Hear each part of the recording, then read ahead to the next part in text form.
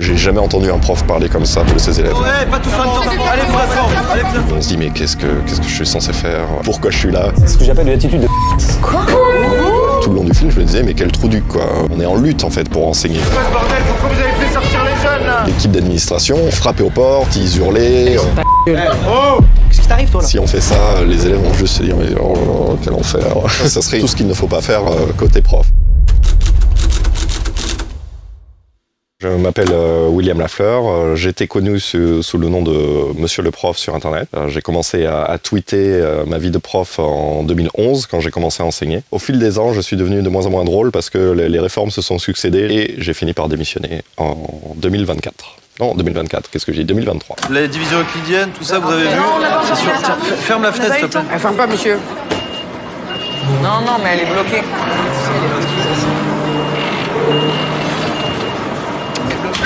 Ça sert à rien. Non, mais elle est montée à l'envers. Bah ouais, elle est picolée. C'est des tapons en haut à gauche. C'est des tapons en haut. Ouais, pas tous en même temps. Allez, vous asseoir. Allez, vous asseoir, il n'y a pas besoin de tout le monde. Arrête, tu descends maintenant. Je vais le faire tout seul, tu descends. Qu'est-ce qui se passe ici? On peut pas faire court à côté. Qu'est-ce que tu fabriques? J'essaie de fermer la fenêtre. Non, elle ne se ferme pas, cette fenêtre, elle est bloquée. Allez vous asseoir, tous. Le premier cours, évidemment, c'est celui où on est extrêmement mal à l'aise, où on ne sait pas trop quoi faire, et où on imite aussi un peu les profs qu'on a eus. Donc là, le classique, on met son nom en grand au tableau. Pourquoi on fait ça? Parce qu'on le voit dans les films. Et donc, moi, j'ai écrit mon nom en grand au tableau. Ça ne sert à rien. Mais bon, on le fait tous. Et puis, c'est bon, c'est le moment où on devient prof, quoi. Il a donc ce problème que je trouve très drôle et très réaliste de la fenêtre qui ferme pas, avec évidemment le bruit des travaux juste en dessous. Ça, c'est un grand classique. Moi, je me souviens du premier cours que j'ai eu c'était des élèves de 3e. Où j'étais très mal à l'aise, je savais pas du tout quoi faire, et il y a des moments de flottement où on se dit mais qu'est-ce que je suis censé faire, pourquoi je suis là, et surtout pourquoi il m'écoute. Et ce qui est intéressant, c'est que là, très clairement, il n'a pas la stature d'un prof, mais ses élèves, il le considèrent comme le prof parce qu'on l'a présenté comme tel. Et il y a son collègue qui me crispe instantanément. Le truc pas très réaliste, c'est que généralement, on va pas trop dans la salle des collègues, déjà parce que là, pendant qu'il est dans cette salle, il a abandonné ses élèves. Donc là, ça peut être le chaos absolu dans sa salle. Une règle d'or, c'est on n'intervient pas dans le cours d'un collègue, parce que c'est vraiment saper son autorité. T'as déjà donné des cours particuliers? Non, mais rien à voir, c'est mon premier remplacement. Là, t'as 30 gamins qui te regardent et qui n'ont pas envie d'être là. Alors, si t'as pas bossé ton cours, t'es mort. Si ton cours est chiant, t'es mort aussi. Pourquoi tu demandes pas à maman? Mais elle est nulle en maths, maman. Non, mais les profs de français, elle connaît les élèves.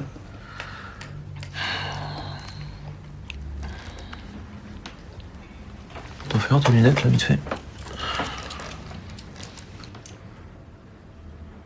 T'en penses quoi? On nous forme en théorie, face à des élèves bien obéissants, bien sages, etc. Mais en pratique, c'est complètement à côté de la plaque. Et je me souviens, lors de ma formation, donc moi c'était en 2010, 2011, on nous montrait justement des extraits de films pour nous dire voilà ce qu'il faut faire, voilà ce qu'il ne faut pas faire, ou même des extraits d'un reportage de M6. Et on se disait, mais c'est des reportages, c'est de la fiction, ça peut pas être ça notre base pour nous former, quoi. Ça l'était. Ça fait que c'est l'entrée dans le métier, c'est un saut dans le vide, quoi. Artiste sans filet, et on essaie de survivre. Quiet. Morning. Morning. So my name is Gladys, and I'm glad to meet you. I write my name on the blackboard. Yes. So, please introduce yourself. You.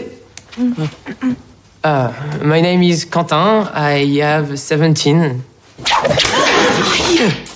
My name is Quintine. I am 17. Alors, déjà, elle vise très bien. C'est très dangereux de viser les élèves à la craie. Moi, j'ai déjà essayé de shooter. Alors, nous, on n'a plus trop de craie, mais un élève avec un stabilo. Mais j'ai fait exprès de ne pas lui tirer dessus. J'ai tiré au fond de la salle. Enfin, voilà, faut s'entraîner avant, quoi. Si on shoot le mauvais élève, c'est pas bon. Et même de shooter les élèves en général, à ne pas faire. Ça peut poser des petits soucis. Bon, là, c'est la caricature de la prof d'anglais qui parle mal anglais, qui a un accent français à couper au couteau. Et donc ça s'inscrit dans une tradition en France, on aime bien se moquer de l'accent des gens. Donc elle, c'est la prof d'anglais qui justifie que les Français sont nuls en anglais, quoi. Bon, Forcément, en tant qu'ex-prof d'anglais, ça me crispe un peu, mais c'est drôle. Amel, on t'écoute. On fait passer le x de l'autre côté et du coup ça fait 6 divisé par 3, ça fait 2. Presque, mais continue comme ça, Amel, c'est bien. Amel, elle fait des efforts, Amel, elle réfléchit, c'est très bien, Amel. C'est bien Amel, hein, tu te participes, tu travailles et tout. Non, franchement, bien. Eh, mais t'es nul en fait. Toi, ferme ta gueule, toi, ça y est. Oh, Amel, tu fais rien. Yanis. Wallah, ça grossit. Oh, Yanis. Ferme ta gueule. Oh. Qu'est-ce qui t'arrive, toi, là? Je trouve que l'atmosphère de classe est plutôt bien rendue. Et d'un regard extérieur, on peut se dire, mais c'est hallucinant, ils disent ferme ta gueule et le prof intervient pas. Mais en fait, ça, c'est des situations, c'est devenu tellement banal que si on devait intervenir pour chaque insulte, pour chaque grossièreté, on s'en sortirait pas, quoi. Et donc là, ça voudrait dire, les élèves, normalement, ce qu'on est censé faire, là, ils s'insultent, soit on les punit, soit on les exclut, mais si on les exclut, on va nous les ramener parce qu'il y aurait trop d'élèves exclus, enfin, voilà. Et donc, on a cette situation où le prof dit, bon, il les calme, je trouve qu'il gère plutôt bien la situation, il les fait baisser d'un ton, et voilà, et on passe à autre chose. C'est un peu aberrant, moi, ça m'a choqué quand j'ai commencé à être prof. Finalement, on apprend juste à faire comme si on n'entendait pas. C'est comme ça qu'on a un peu la paix, quoi. Ah, c'est bon, je rigole, monsieur. Tu rigoles? Bon, ok, tu veux prendre la parole? Allez, dis-nous ce que t'as trouvé. Ah, monsieur, moi j'ai rien trouvé du tout. Hein. Je vous demande juste, parce que vous êtes notre prof principal, dites-nous juste au moins ça va nous servir à quoi de remplacer des lettres par des chiffres. Je sais pas, juste 1 ou 2 exemples dans la vie de tous les jours, à part si je vais le prof de maths, à quoi ça va me servir de résoudre une équation? D'accord. Donc, je vais vous expliquer un peu à quoi ça sert les maths. Les maths, ça sert à avoir de la logique et de la rigueur. Ça sert aussi à pas se faire arnaquer dans la vie. D'accord? Et puis les maths, ça sert à se dire que n'importe quel problème a sa solution. Moi, en tant que prof d'anglais, je m'étais dit, c'est bon, je vais être tranquille. C'est évident que l'anglais est une matière utile, contrairement à d'autres. Mais les élèves me disaient la même chose. À quoi ça sert? J'irai jamais en Angleterre, ou je vais jamais parler à un étranger, et tu dis déjà leur horizon est très restreint. Et même là, sur la question des maths, le prof a raison. Ça t'enseigne un esprit logique, ça t'enseigne à réfléchir, à décortiquer un problème, à analyser la situation, etc. Mais ça, c'est très loin de l'état d'esprit d'un élève qui veut quelque chose de très fonctionnel. Et moi, je trouve que c'est un peu grave parce qu'on va de plus en plus vers une éducation fonctionnelle et utilitariste, et c'est pas bon, en fait.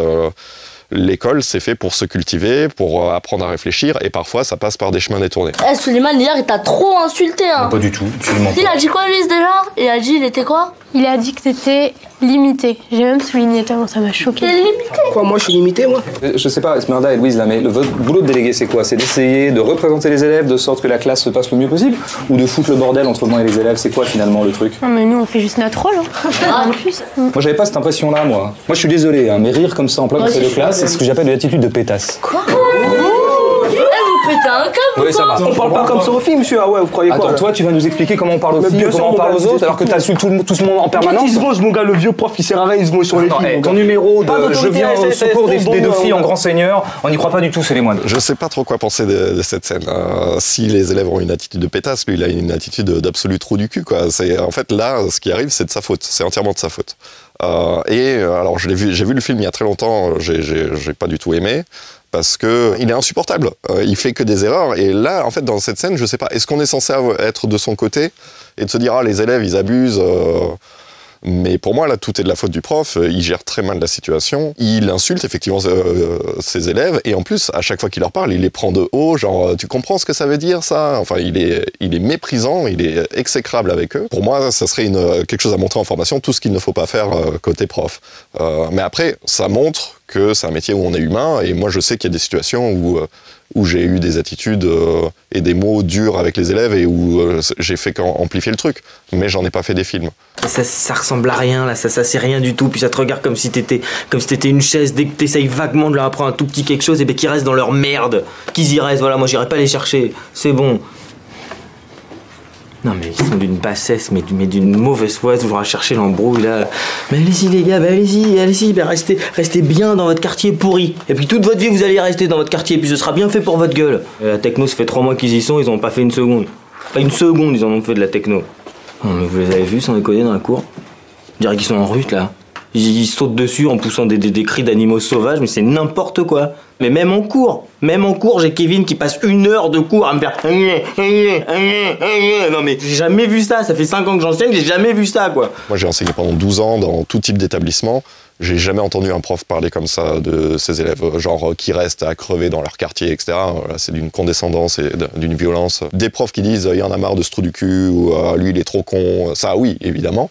La salle des profs est un espace où on peut se lâcher et où effectivement quand on a eu cours avec une classe où c'était compliqué, ça fait du bien de relâcher la pression avant de retourner en classe. Vaut mieux relâcher la pression en salle des profs plutôt que sur les élèves eux-mêmes. Et je pense que s'il y avait des micros dans toutes les salles de profs de France, les gens seraient terriblement choqués de ce qu'on peut y dire parfois, mais quand même pas à ce niveau-là.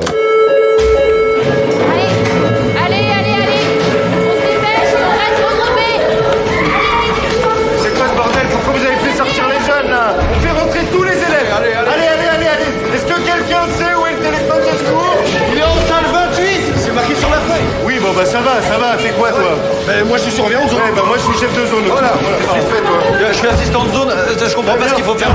Faut que tu débranches les 2 fusibles dans l'armoire, mais je te laisse, faut que je suis. Attends, Fouad! C'est qui les surveillants de zone? C'est Christophe, non? Ça va, tu t'en sors? Non, viens m'aider s'il te plaît, je comprends rien. Il faut débrancher des fusibles, d'autres pas, c'est extrêmement mal expliqué. Là. En vrai, on n'est pas aussi paumé que ça parce que on le fait tous les ans. Hein, donc au bout d'un moment, on commence à prendre le pli. Alors, moi, j'étais remplaçant, donc c'est-à-dire que je changeais d'établissement chaque année. Et là où c'était difficile, c'est que le protocole changeait d'établissement. Donc moi, j'étais le prof paumé qui suit les autres et qui essaye de faire au mieux. Chaque année, maintenant, tous les établissements scolaires font au moins 3 exercices. Donc il y a l'alerte incendie, le classique. Évidemment, l'alerte incendie, c'est toujours quand il pleut, hein, sinon c'est pas rigolo. Donc on se retrouve dans la cour, on fait l'appel, machin. Il y a l'exercice alerte intrusion, donc suite aux attentats. Et là, selon les établissements, il y en a qui y mettent plus ou moins de zèle, où on nous demande de nous enfermer. Et j'étais dans un établissement où l'équipe d'administration jouait aux terroristes, c'est-à-dire ils frappaient aux portes, ils hurlaient. Et donc c'est hyper anxiogène, quoi. On est avec des élèves, on doit leur dire non, c'est pour de faux, mais planquez-vous sous les tables quand même. Et il y a l'exercice de confinement pour différentes raisons. Donc ça peut être en cas de tempête, en cas d'explosion nucléaire ou de fuite d'une centrale, de plein de situations. Et j'ai déjà été dans un établissement où on nous a enfermés pendant 2 heures dans une salle, parce que l'exercice durait le temps de temps. Les élèves voulaient aller aux toilettes, ils n'avaient pas le droit. Et on nous a demandé de les mettre dans un coin de la pièce et qu'ils urinent dans un seau, quoi. C'est horrible. Et il y a des élèves qui ont commencé à faire des malaises, enfin ils se sentaient pas bien. Et donc finalement l'exercice a créé des situations terribles pour les élèves. Et je me dis mais quel climat anxiogène on leur met. Et surtout je suis pas certain qu'on apprenne grand chose de ces exercices. Et je suis certain que le jour où il y a un véritable attentat ou une véritable fuite nucléaire ou je ne sais quoi, ça sera la désorganisation la plus totale, quoi. Bon, écoutez, je vais être franche avec vous. Moi, j'ai trouvé que votre cours était assez ennuyeux. Je vais vous le dire. C'est parce qu'en fait, vous n'avez pas du tout d'interaction avec vos élèves. Vous posez des questions et vous y répondez vous-même. Vous leur laissez pas le temps. Vous voyez ce que je veux dire? Non, pas du tout. Non. Je m'explique. Il n'y a pas de souplesse, il n'y a pas d'improvisation dans vos cours. Vous êtes dans votre tunnel. Alors vous vous ennuyez, et quand vous vous ennuyez, les élèves ils s'ennuient. J'ai eu la chance, l'honneur de vivre 4 inspections en 12 ans de carrière. Alors je ne sais pas si c'est parce que j'avais des fans parmi mes inspecteurs, mais c'est beaucoup. Normalement on est inspecté tous les 5 à 10 ans. Alors tous les inspecteurs ne sont pas aussi terribles que celle-ci, mais suffisamment pour que ça soit l'image qu'on en a. Et en fait vu qu'on est inspecté très rarement, ça marque. Et surtout, l'inspection, c'est le seul moment où on a un retour de la part d'un adulte sur notre pratique. Et dans notre pratique, on nous demande constamment d'être bienveillant, d'être positif avec les élèves, etc. Et cette bienveillance, on ne la retrouve pas généralement de la part de nos inspecteurs. Ils peuvent être très violents dans leurs propos. Et vu que c'est le seul retour qu'on a, on le prend personnellement, on rumine à fond et on peut très bien se dire, moi je me suis dit en sortant d'inspection plusieurs fois, je suis un mauvais prof, je suis nul dans ce que je fais, quoi. Pourquoi est-ce que je monte là? Qui peut répondre? Pour vous grandir? Non. Merci d'avoir joué. Je monte sur mon bureau pour ne pas oublier qu'on doit s'obliger sans cesse à tout regarder sous un angle différent.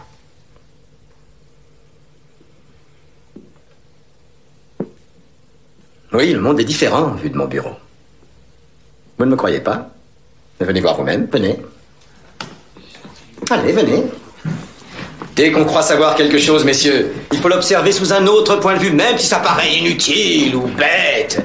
Il faut essayer. C'est un peu l'idéal du prof qu'on a, quoi. C'est pas juste le prof qui t'enseigne une matière, c'est il t'enseigne la vie. Il t'enseigne à avoir une autre vision du monde. Et c'est ça, quelque part, peut-être qu'on espère des profs, mais voilà, on a des missions, on a des programmes un peu plus restrictifs. La plus grande difficulté dans le métier d'enseignant, maintenant, c'est susciter l'intérêt des élèves, quoi. C'est comment, à la fois, capter leur attention et leur intérêt. Là, il suscite un peu leur intérêt. Là, c'est très subversif. Il fait monter sur le bureau, en plus sur le bureau du prof. Donc, il y a quelque chose d'un peu fou. Alors, à ne pas tenter en classe. Hein. Je pense qu'il vaut mieux éviter. En plus, si un élève chute, alors là, c'est fini. Après, je me demande quel est l'intérêt. Genre là, il est fait monter sur la table. Il dit observer le monde différemment. Mais ok, qu'est-ce qu'ils observent? On ne sait pas trop finalement. Qu'est-ce qu'ils voient différemment? Quel est l'intérêt du truc? Bon, ça, c'est mon côté prof qui ressurgit. Donc, en cours d'anglais.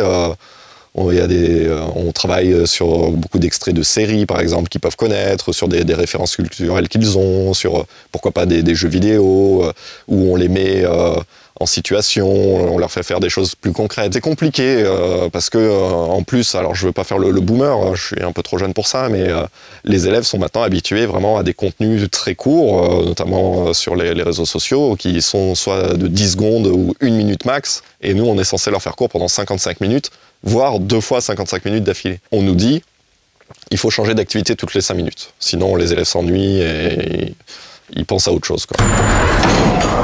Il n'y aura ni baguette magique, ni incantation idiote dans ce cours. Monsieur Potter, notre nouvelle célébrité. Qu'est-ce que j'obtiens quand j'ajoute de la racine d'asphodèle en poudre à une infusion d'armoise? Vous ne savez pas. Essayons encore. Où iriez-vous, Monsieur Potter, si je vous demandais de me rapporter un bézoard? Je ne sais pas, monsieur.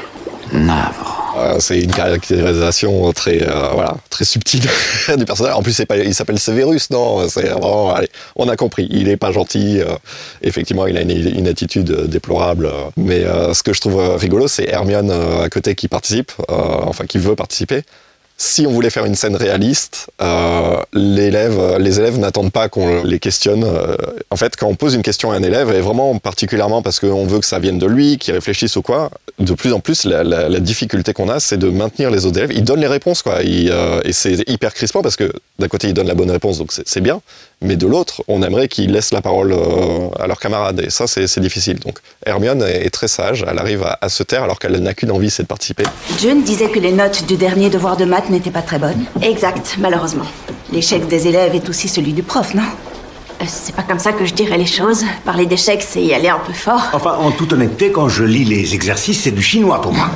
Je bug complètement, j'avoue. Alors, ça peut pas être à la portée de gamins de 12 ans. Ce sont les exercices prévus pour la classe de 5e. Je m'en tiens au programme. Il y a 2 types de rencontres parents-prof. Il y a les plénières, comme là, avec tous les parents d'une classe. Généralement, ça se fait en début d'année. Et ensuite, où on les rencontre un par un. Donc, c'est pas la même ambiance. Et quand les parents sont en nombre, comme ça, on est en infériorité numérique. Et effectivement, ils peuvent un peu s'engrainer. Et il y a une année, moi, où j'étais un peu dans la position de cette prof, où il y a un parent qui a dit « Oui, je comprends pas, mon fils a été puni. » Et puis il y en a un autre « Oui, mais moi aussi, c'est pas juste. Ah oui, et moi, mon fils, vous dites qu'il a pas fait l'exercice, mais j'ai essayé de le faire, et comme dans cette scène, et je comprenais rien. » Donc chaque prof gère à sa manière, selon sa personnalité. Moi, j'ai pas toléré ça. Je les ai un peu envoyés bouler. Je leur ai dit qu'en gros, effectivement, j'avais puni leurs enfants pour telle et telle raison. Et que effectivement le devoir, pour le réussir, il fallait suivre le cours, mais que son fils en question n'avait pas pris le cours, donc tant pis pour lui. Et que peut-être que, et ça je leur avais sorti, ils n'avaient pas du tout aimé, que s'ils passaient moins de temps à pinailler avec le prof et plus de temps à travailler avec leurs enfants, peut-être qu'on n'en serait pas là à ce moment-là. Ça a mis un petit calme et ça leur a montré que je comptais pas me laisser faire. Mais il peut y avoir un rapport de force. Allez,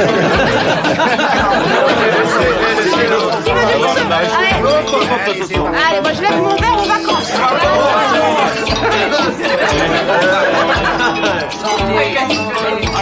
Merci d'être venu jusqu'à chez moi. Elle a jamais joué de sa vie. Ils se plaignent depuis tout à l'heure. Ouais, ça va les coincés là. Chez moi. Ils m'ont toujours chez moi. C'est assez rare, les soirées profs comme ça. Ça existe, hein. Il y a des établissements où il y a une très bonne cohésion d'équipe. Moi, j'ai connu ça que dans un seul établissement. Ou alors c'est que les autres m'invitaient pas, peut-être. On a un métier où on travaille beaucoup à domicile, donc c'est compliqué de s'octroyer du temps. Il y a toute la question du temps qu'on passe au travail et à travailler chez soi qui rend les choses compliquées au niveau social. Il y a le côté où on se côtoie toute la journée en salle des profs, on n'a pas forcément envie de se voir encore plus ailleurs.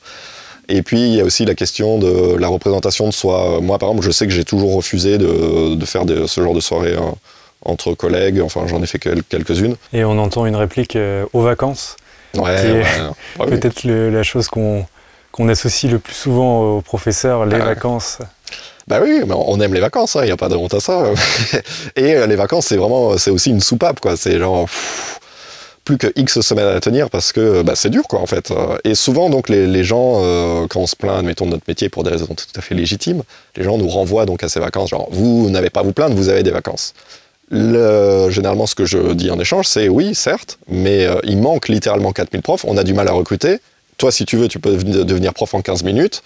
Et les gens disent « Ah non, moi, je pourrais pas faire ça ». Donc comme quoi, le privilège, entre guillemets, des vacances importe peu face aux salaires pas fous, face aux moyens qui rendent le métier difficile, face au rapport aux élèves, aux parents, etc. Heureusement qu'il y a des vacances pour tenir le coup.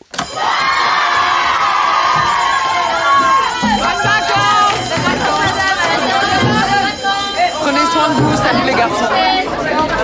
Au revoir.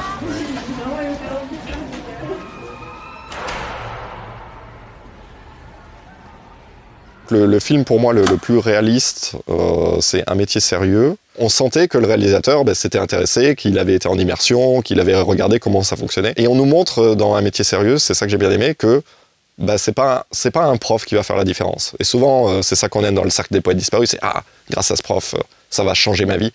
Dans la réalité, c'est qu'on a des échecs, on a des difficultés, qu'il y a des élèves, on va pas les mener vers la réussite, on va les amener peut-être à être un peu meilleurs dans la matière qu'on enseigne, et encore. Et que l'année se termine un peu en jus de boudin, comme dirait ma mère. Est-ce qu'en regardant tous ces extraits, vous ressentez une petite pente de nostalgie de la revenir dans les salles de classe? Alors, j'ai la chance d'intervenir aujourd'hui en salle des classes en tant qu'auteur. Donc, je suis auteur et scénariste aujourd'hui. Là, j'étais pas plus tard qu'avant-hier avec une classe de 6e pour leur faire écrire un roman. Et donc, j'ai ce rapport aux élèves à nouveau. Donc, je suis très content. Et je trouve qu'il y a rien de plus beau que d'avoir la génération future à nos côtés et de les élever vers des hauteurs qui n'ont même pas imaginé atteindre. Donc, ça, c'est top. Et je le fais aujourd'hui dans un cadre différent, donc je suis très content.